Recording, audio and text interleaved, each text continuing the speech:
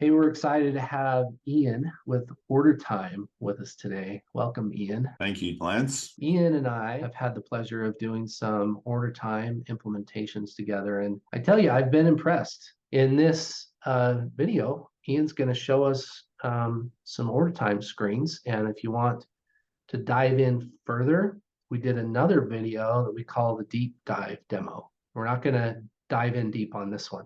This is just going to be a skim over of all the features. Our sweet spot is called the small enterprise, meaning companies, like Lance said, anywhere from 1 million to 50 million that need the power. They need a power of enterprise features, but yet, they want to stay with QuickBooks. They love QuickBooks. So they come to us and we're able to accommodate them. We'll start off with the sales, and here we're at our sales dashboard, which is kind of the landing spot for some sales. You can see some nice graphs here that when we click through, we would go to our reports and some lists here on the quick links. I'll click on the kind of the sales orders list. So this is the list that kind of people spend a lot of time on.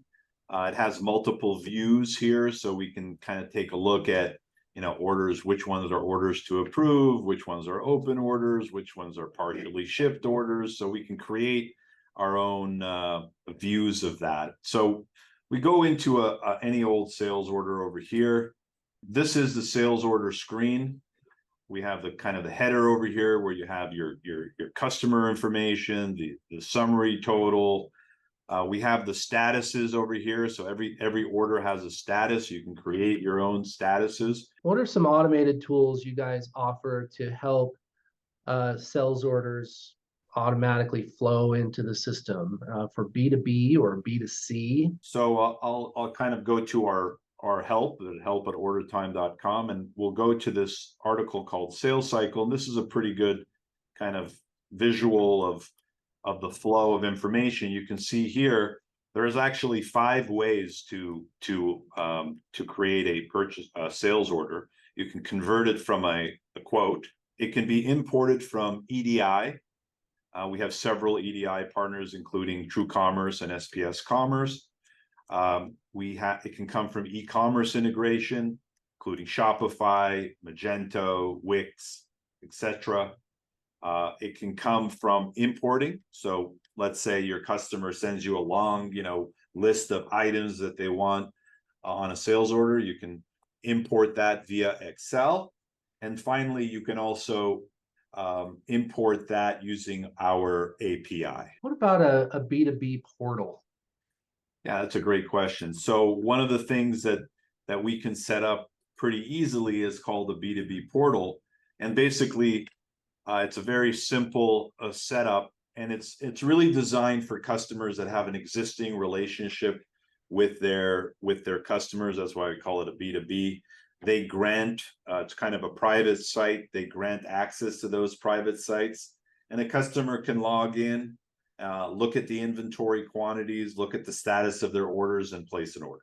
What are some automated tools you have for production order creation or work order creation? All right, so production again is driven by really 2 important things. The first thing is a bill of materials. So one of the most important things is properly setting up a bill of materials. Our bill of materials has a lot of unique features that you wouldn't find in small business software.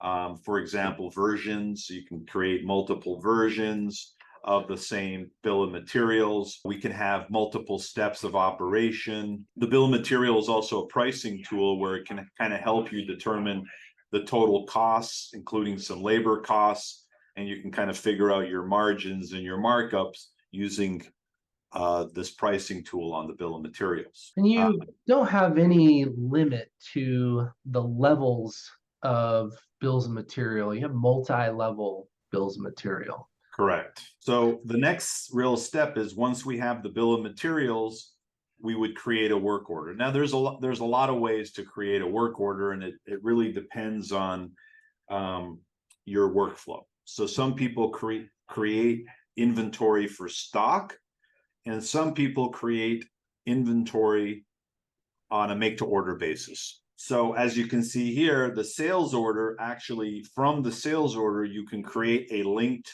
work order. And that linked work order is visible both from the work order and the sales order. So you can clearly see, oh, this is for this particular customer. So you're showing us the reorder analysis tool. That's a powerful tool that I like in OrderTime. I would 100% agree. And we actually, in the reorder analysis, we have two versions of it. We have, and we'll talk a little bit about purchasing later, but we can use a reorder analysis to batch create work orders or batch create purchase orders. So the idea behind you know, a reorder analysis here in this particular scenario, we can go based on either a reorder point or build point, or we can go on, let's say, you know, show me what I don't have enough of. It surprises me how often I hear that a production manager or procurement manager can spend 40 hours a week just calculating and trying to figure out what should be produced or manufactured, what should be purchased. And so if you look at it that way, wow, this powerful automation will reduce 40 hours a week to 4 hours a week. Let's look at receiving. There is OrderTime, WH, what we call the mobile. It has all these features here. This can be downloaded from iOS or Android. As you can see, it has a multitude of functions. The one that we want is called the receiving, you know, receive PO. And so here are all the POs that are approved. You know, we can type it in and we can just scan it. Ian's doing this on his phone, right? I am. But don't misunderstand. This is usually run on like a TC70. I'm going to go to my screen just for a quick second. And here I just Googled TC70. It's a common device used to run scanning. Some people look at this as barcode scanning device. So OrderTime would run on a bulky warehouse device like this that shoots out the top and scans out the top. All right, so we got a purchase order that we issued and we want to receive it. So we go to receive a purchase order, and then you could kind of find it here and swipe it, or you can scan it. You can see the camera here.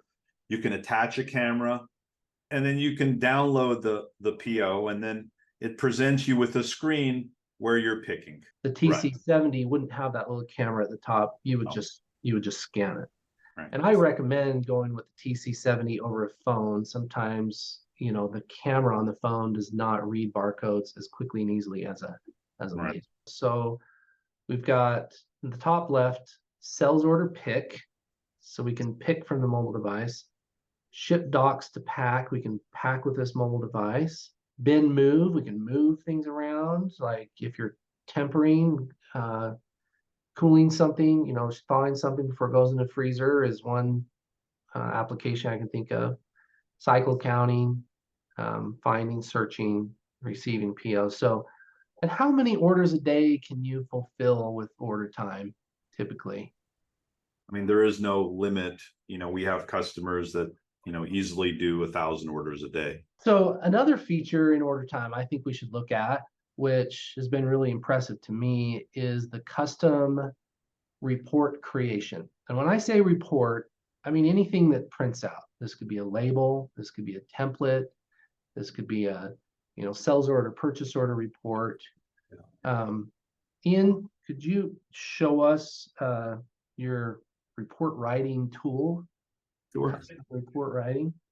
Yeah, I will share my screen Almost again. like a query builder. You don't have to know SQL to build reports, or Java. Those of you that are familiar with SQL, you're probably looking at this going, wow, this is great. If you're like me and you're not an SQL whiz, you're just like an SQL elementary school kid, this makes me happy, right? Because I understand the concept. Now on this note, so you've kind of already seen how customizable OrderTime's report writing tool is. And what we haven't mentioned yet, which is, gosh, one of the biggest things that turns my head towards OrderTime is The software is customizable in the sense where they have a team of developers who are ready and willing to customize the software, the actual software for you. Okay. So OrderTime is not open source. It doesn't have, they don't have a team of partners out there like, you know, you don't go in and change the code yourself, but for a reasonable fee, you can actually ask them to change some of the code. A lot of the times when someone buys inventory management software, it's like 95% what they need. And this just fills that little 5% gap. So in a nutshell, I mean, I think that order time is clear. We have, it's clear, visible, it's comprehensive, and it's customizable. It's not kind of fancy with a lot of, colors and stuff, but a lot of people just like to get to the meat, and there's a lot of meat, in the system. And the accounting, in terms of the strength of the accounting logic, the valuations, the way it integrates with QuickBooks is also very, very powerful. Fully syncs with QuickBooks. Very Mhm. robust, both QuickBooks Online and QuickBooks Desktop. So that's a mistake I think a lot of people make, is they think, well, this is desktop software, it must only connect to QuickBooks Desktop. And that's just not the case.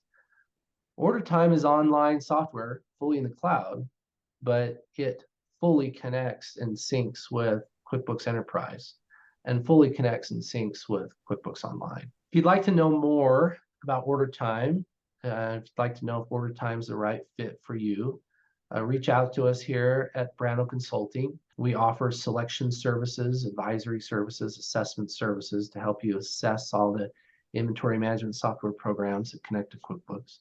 Also, we have another video that is a deeper dive into OrderTime. It's about twice as long, maybe 3 times as long as this video. We really encourage you to check it out. If you have any questions, also, please comment below. Ask your questions. We'll respond. Like if you felt this was helpful, and be sure to subscribe if you want to see more demos like this of other software programs or more videos of OrderTime as well.